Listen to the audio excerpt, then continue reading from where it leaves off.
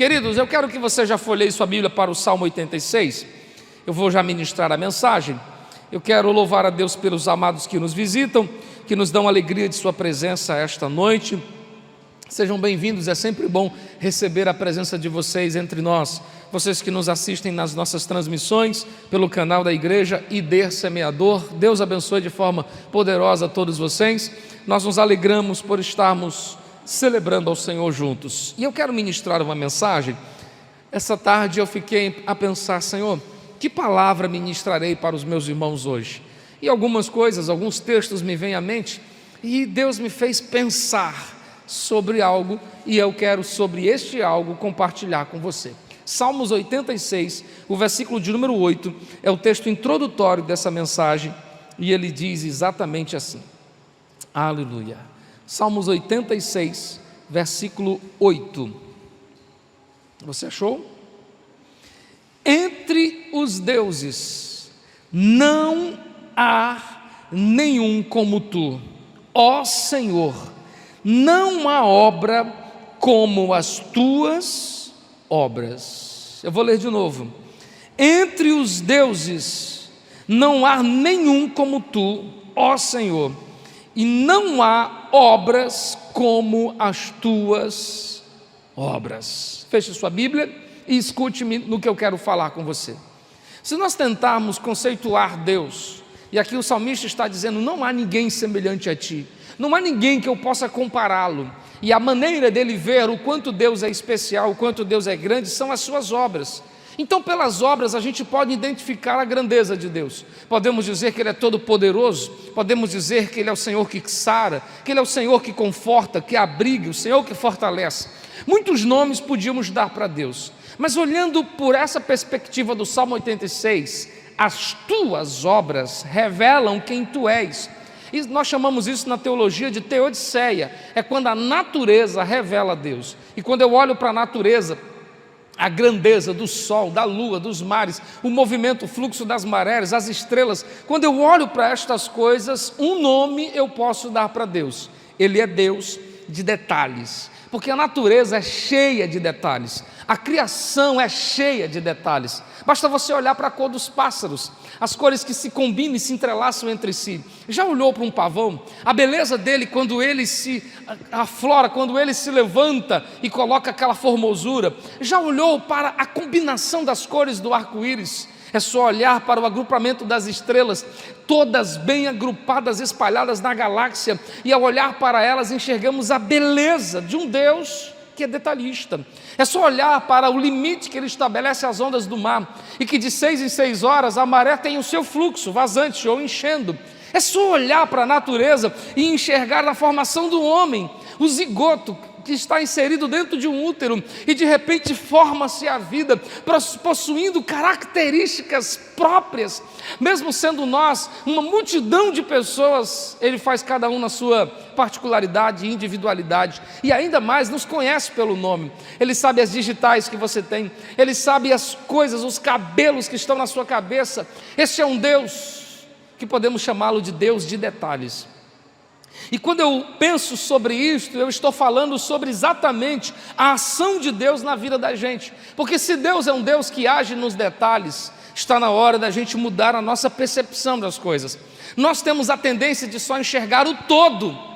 E se os detalhes revelam Deus, é nos detalhes que nós enxergamos coisas que nós estamos desvalorizando. Por exemplo, quando estamos passando pelas lutas, a nossa tendência é olhar pelo todo.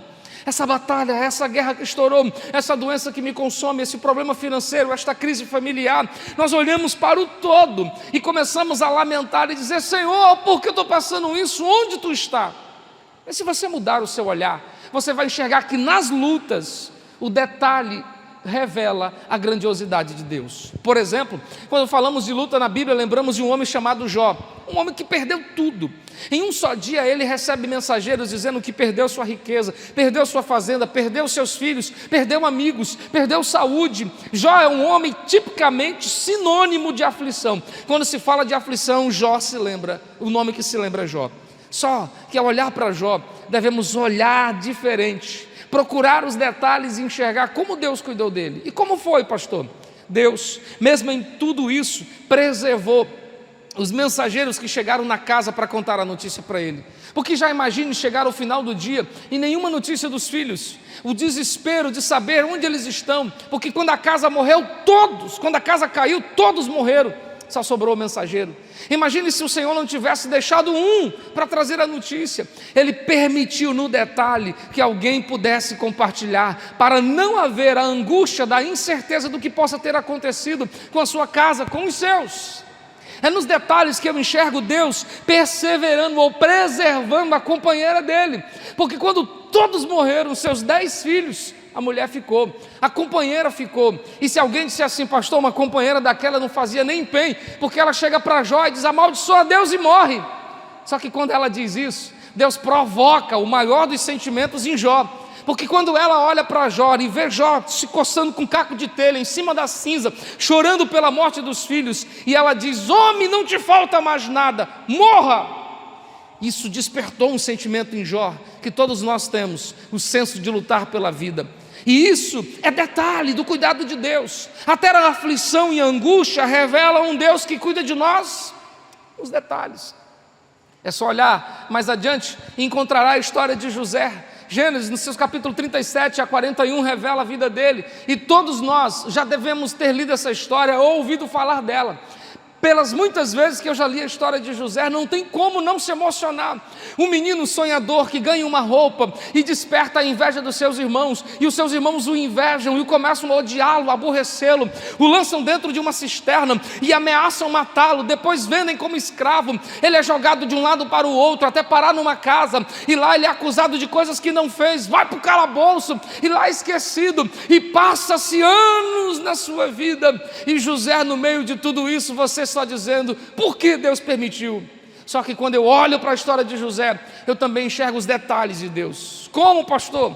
Quando jogaram ele dentro da cisterna, o plano dos irmãos é: vamos matá-lo, e ele nunca mais irá nos denunciar para o nosso pai. Ele poderia ter morrido, mas Deus, de detalhes, tocou no coração de um dos seus irmãos para dizer: não vamos matá-lo, vamos vendê-lo.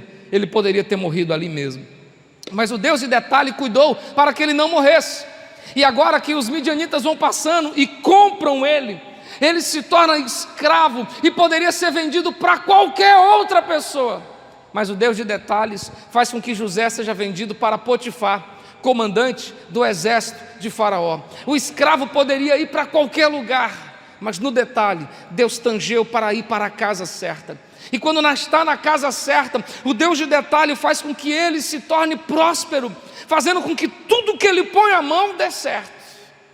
E mesmo sendo acusado de assédio, ele é jogado para dentro do calabouço, e lá no calabouço ele ganha simpatia do homem que comandava, do policial que comandava, do carcereiro que comandava, e ganhando a simpatia dele, ele passa a dormir num quarto especial, onde foi exatamente colocado os 2 homens que foram julgados por Faraó, o copeiro mor e o que cuidava do vinho. E lá é o lugar onde ele vai interpretar os sonhos. Ou seja, poderia ter acontecido de outra forma, mas nos detalhes, Deus estava cuidando de José. O que eu quero que você entenda de uma vez é que nos detalhes Deus sempre se revela. Então, se a sua visão é ampla só para enxergar a aflição, pare e veja que nos detalhes, como diz a música, Deus está cuidando de mim. É nos detalhes da cruz que eu também enxergo coisas fascinantes. Quando eu vejo a história da morte de Jesus revelada nos evangelhos, eu vejo o sofrimento que ele passa na noite de quinta, quando é preso, levado à madrugada para o sinédrio. Lá tentam de todas as maneiras culpá-lo, mas ele não tem nada que o condene, até que artimanhas foram traçadas e o condenaram à morte. Ele é crucificado, e quando todo mundo só olha para a dor da cruz, Deus estava cuidando de detalhes, porque na via cruzes, Jesus vai tratar de libertar o malfeitor. Lembra de Barrabás? Ele seria morto, prisioneiro, porque era um assassino, mas por causa da cruz, eles estão agora perante o povo, e a voz gritava dizendo: solte Barrabás. Se não fosse Jesus, Barrabás teria morrido. O detalhe estava na libertação de um malfeitor. e quando a cruz é colocada sobre os seus ombros e ele sai caminhando. Outro detalhe revela-se quando a esperança acompanha o coração de um viajante. Eu estou falando de Simão Cirineu. Diz o texto que ele vem do campo, e ele vinha do campo para encontrar-se com as pessoas que faziam sacrifício. É só lembrar que naquele dia que Jesus está morrendo, é dia de Páscoa, se aproxima da festa da Páscoa, e naquela época os sacrifícios eram feitos, os animais eram mortos, e o sangue do animal era aspergido, como que se jogando através de um estofo, e as pessoas vinham de longe, de outros lugares, para que o sangue respingasse na sua roupa, e a roupa respingada de sangue era sinônimo de esperança para o pecador que dizia: o sangue pingou em mim, eu fui perdoado. E Simão de Cirene, um homem que nem judeu era, só queria respingo de sangue, quando no meio da multidão é ele o escolhido para carregar a cruz e não ser respingado, mas banhado com o sangue, não de um cordeiro, mas do Cordeiro de Deus que tira o pecado do mundo. Deus estava dando esperança a um viajante. No detalhe da cruz, Deus estava salvando o moribundo, quando no alto do madeiro ele está pendurado, e um homem ao seu lado diz: lembra-te de mim. Ele está agonizando, seus momentos são finais, ele vai morrer, mas no detalhe, tudo aquilo estava acontecendo só para dizer àquele homem: hoje mesmo estarás comigo no paraíso. Enquanto todo mundo enxergava a tragédia e dor, Deus de detalhes estava trabalhando. E quando ele morre e dá o último suspiro, dizendo: Pai, em tuas mãos entrego o meu espírito, o soldado romano, frio como todo soldado é, cai ajoelhado e diz: verdadeiramente este homem é o Filho de Deus. Na cruz, a libertação do malfeitor, a esperança do viajante, a salvação do moribundo, a transformação de vida, todas essas coisas estavam lá. Mas você só viu a cruz, você só viu a dor, você só viu os cravos, enquanto Deus de detalhes estava cuidando. Pare de olhar sem perceber que Deus está cuidando de você nos detalhes. Este é o nosso Deus, o Deus de detalhes. Mas escute, se Deus é Deus de detalhes e as suas obras revelam isso, nós também precisamos observar um outro detalhe.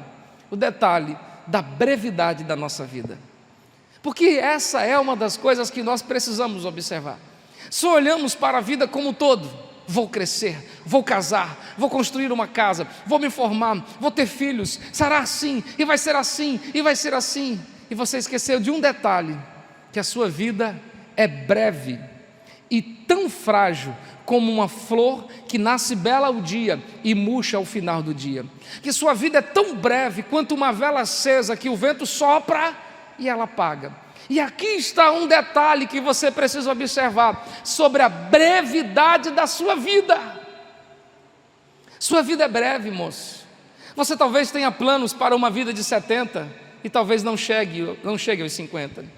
Você talvez tenha planos para formar famílias e talvez não esteja vivo para ver isso. Porque se há algo que eu preciso entender é que a minha vida se esvai, se foge entre os dedos, como a água tentando ser agarrada nas mãos. Sua vida é breve. E eis aqui um detalhe que você precisa observar. Então por que viver a vida do jeito que nós estamos vivendo, como que se nunca fôssemos morrer? Vivemos trabalhando porque achamos que não podemos parar, porque se parar a gente morre, e esquecemos que quando a gente morre, tudo para, e as coisas funcionam, sem você.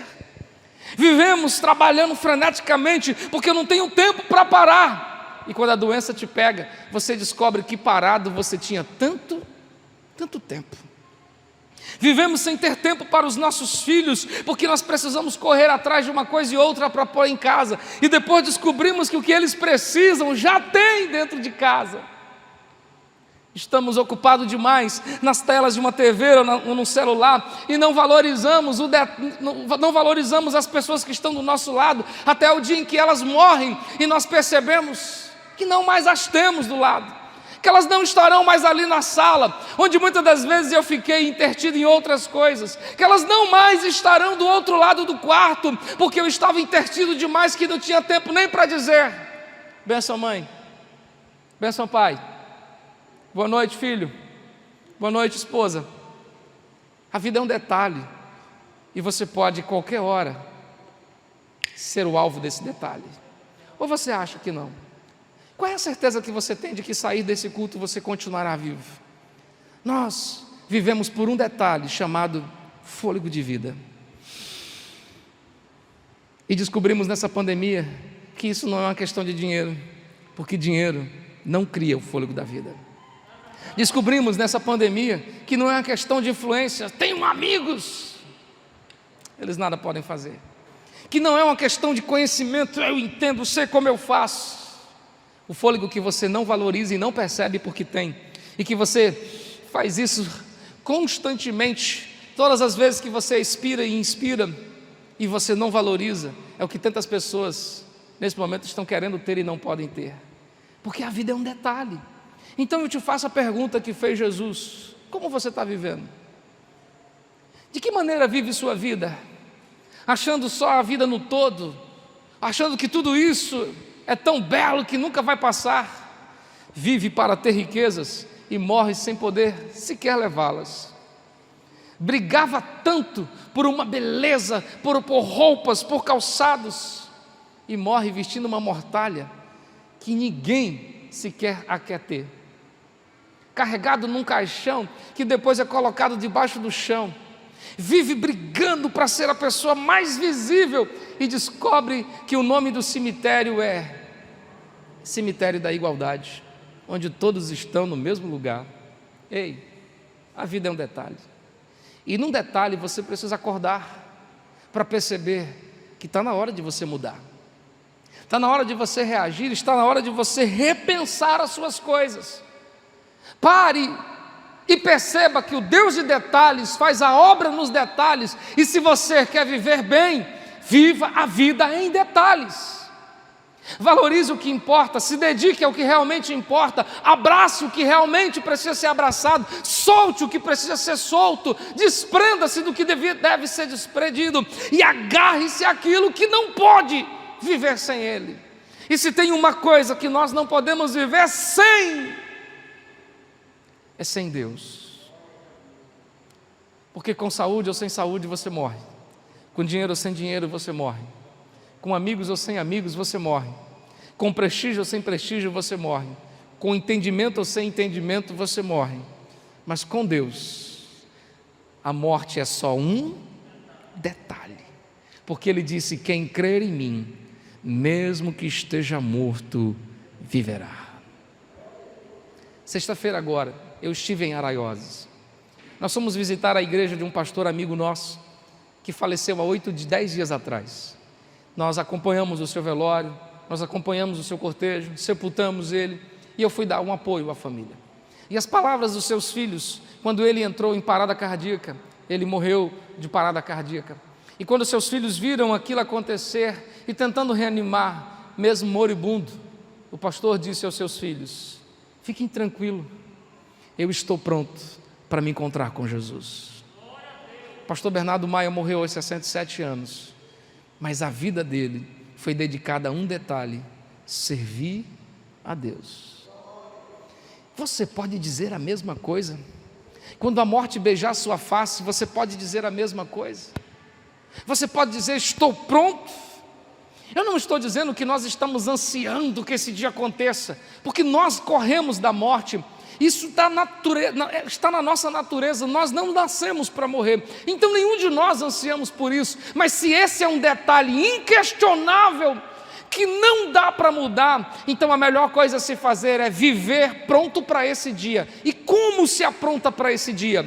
Entregando sua vida nas mãos daquele que te dá esperança, entregando suas vidas na mão daquele que depois da morte pode te levar à eternidade. Foi Ele que disse: não temam o que vos pode fazer o homem, porque ele só pode matar o corpo, mas não pode jogar a vossa alma na eternidade. Está na hora de você entender que o que mais você deve valorizar é aquilo que você até hoje não valorizou.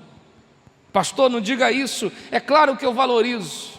Queridos irmãos, ontem na nossa reunião de homens, um texto foi lido e confrontou todos os homens na roda de bate-papo. Em Romanos, no capítulo 10, Paulo diz: oremos por eles, porque eles servem a Deus com zelo, mas sem entendimento. Ou seja, eles estão fazendo coisas certas sem saber o que fazem. Ainda ontem, na nossa roda de bate-papo, questionávamos como alguém, num tempo desse, pode abandonar a sua fé e dar as costas para o Senhor, vivendo a vida distante dele. E a resposta dita na reunião foi: é porque se alguém nunca entendeu o que significa a eternidade, nunca entendeu o que significa andar com Jesus, porque quem entende o Evangelho, as coisas que estão acontecendo só serve para dizer a ele: eu vou me apegar mais, eu vou me entregar mais, servir a Deus mais. Não é retórica de pregador, não é discurso de quem fala no altar, é só ser inteligente e ver as coisas caminham para o fim. Jesus está voltando, e se ele não voltar, você pode ir, porque ou ele vem ou você vai. E quando você for, qual terá sido o detalhe da sua vida? Quando eu terminei de preparar essa mensagem, eu pensei um pouco sobre mim. Como foi a minha vida? Os detalhes, e pude ver que esses 26 anos caminhando com Jesus tem valido a pena. Porque mesmo com as aflições, as tempestades, as guerras, os altos e baixos, eu pude ver a mão do meu Senhor me sustentando, eu pude ver a mão do meu Senhor me livrando, eu pude ver a mão do meu Senhor me guiando. E foi por causa desse amor que eu cheguei até aqui, foi por causa desse cuidado dele que eu cheguei até aqui. E se é muito bom andar com ele, se é muito bom ter a mão dele ao meu lado, melhor ainda é passar a eternidade ao lado dele. Lute pela sua salvação, moço. Lute pela sua vida, pela sua salvação, mulher. Porque se existe algo que a traça não corrói e a ferrugem não consome, que o ladrão não roubam e as traças não mintam, é a salvação. Há 26 anos eu estou lutando por isso, e eu sei que todos os dias eu preciso fazer da minha vida uma vida no altar. Eu encerro minha mensagem te perguntando: em que detalhe você está dedicando sua vida? Porque se você só vê o todo, Deus está te convidando a observar os detalhes. Detalhes como esse: qual foi a última vez que você leu esse livro? Detalhes como esse: qual foi a última vez que seus joelhos se dobraram num quarto sozinho para falar com Ele? Detalhe como esse: qual foi a última vez que você teve um momento a sós com Deus? Sem ser para pedir alguma coisa, só para falar com Ele. Qual foi a última vez? Se você não se importa com isso, não exija passar a eternidade ao lado dele. Porque se eu não tenho intimidade com o dono da casa, na casa eu nunca irei morar. Mas se eu tenho intimidade com o dono da casa, ele diz: fique à vontade, a casa é sua. O dono do céu quer que você vá para lá, mas para ir para lá, você tem que desenvolver intimidade com ele. E intimidade só se produz com relacionamento. Saia da religiosidade vazia, de achar que por ter uma Bíblia aqui, de vir para um lugar como esse, isso basta. Não, não basta. A vida com Jesus é um detalhe. Ou você anda com Ele como Ele quer, ou você passará a eternidade longe dele.